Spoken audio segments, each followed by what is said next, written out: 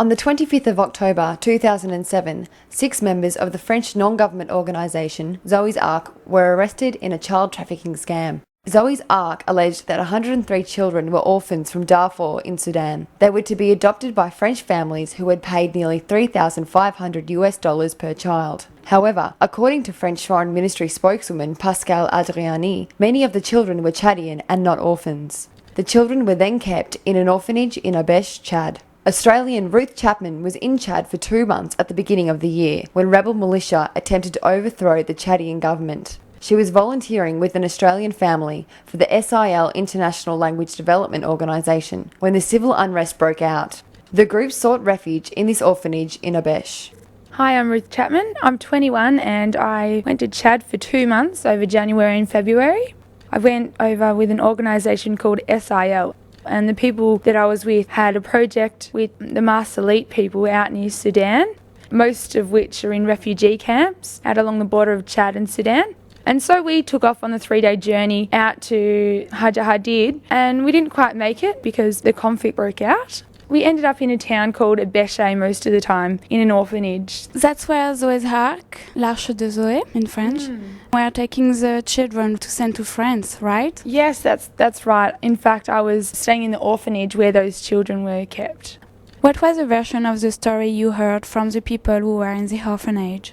The version of the events that I heard was Zoe's Ark came over, set themselves up like an aid organisation. They went out to a lot of families out near Andre along the border of Chad and Sudan and offered education and assistance for the children. Many families gave their children to go back into the town of Abeshe, which was a couple of hours' drive, so they could be educated and looked after. During this time, there was one day where the French people that run Zoe's Ark said to the local Chadian people that they had working and looking after the kids, they said, "Okay, that's it, don't come to work tomorrow, we're finished with you, thank you very much. Oh, but we need 8 bus drivers to come tonight at this time." And so everyone was pretty much fired then and there. The bus drivers turned up and all the children had bandages wrapped around their heads and their arms. The local Chadians were saying, "Oh, what's going on with our kids?" And the French just said, "Oh, they just need a bit of medical treatment, so we're going to take them back to France with us." And there was one of the 8 that piped up and said, "Hang on a minute, you can't do this to our children, you can't take our kids." So they said, "Well, if you don't like that, fine, get lost."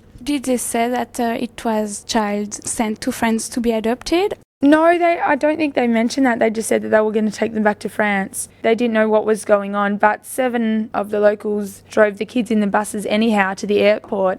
As the kids were getting loaded onto this mysterious aeroplane that landed, that not even the airbase knew that was landing at night. It was done quite secretly. That one person that got fired went back and alerted some of the police and alerted as many people as they could. They came and got caught before the aeroplane took off. As reported on the French news, the members of the Zoe's Ark organization were not aware that the children had been stolen from their families. Did you hear any reports from that within Chad? No, the version that we had in Chad was clear that it was a French organisation that tried to steal the children, and in fact there was quite a lot of riots, particularly in the capital city, which was about 2 days' drive away. There was riots everywhere. Did you succeed in talking with any of the orphans taken from their family? Well, there was quite a bit of a language difficulty there because the children spoke French and Arabic and they were quite scared of white people, seeing as their experience with the French people was so negative. They were all pretty devastated that after a couple of months they were still in an orphanage and they weren't allowed to go back to their parents and go back to their homes. Why were the children still in their orphanage and not back in their family?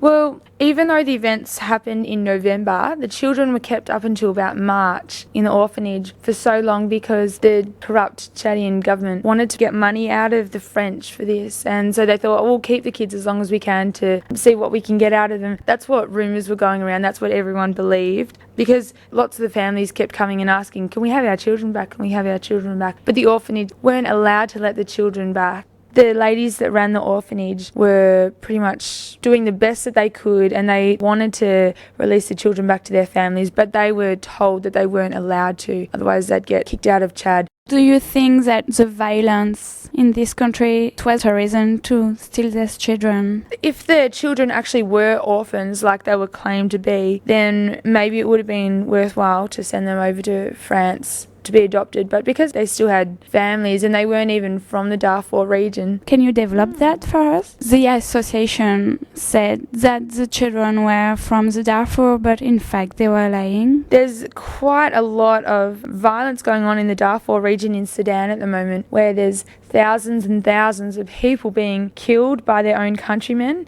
Apparently the Arab Sudanese are trying to kill off a lot of their other Sudanese citizens from the south. That's causing thousands and thousands of people to leave their little towns, which have been blown to pieces, and they've lost people, and they're moving down to either Uganda or into Chad. And so there's thousands of Sudanese people flocking across the borders for refuge. That's why there's so many refugee camps in Chad. Although the orphans were claimed to have been from the Darfur region, although they weren't even orphans, they were just children taken out of their homes, taken out of their towns. Now that you came back in Australia, are you still following the case of Zoe's Ark? Well, it's actually really hard to try and follow it from Australia, as there's not much media coverage, and you can Google it, but it's really limited. What you find, a lot of it isn't even true. Like, it's just people's perspectives, and I heard different things in Chad. So, I mean, as far as I know, the kids got released in March, and so did the Zoe's Ark people. They got totally let off free, and I guess things have died down since then, and I've heard nothing else. Was it a worthwhile experience just by the conflict that happened?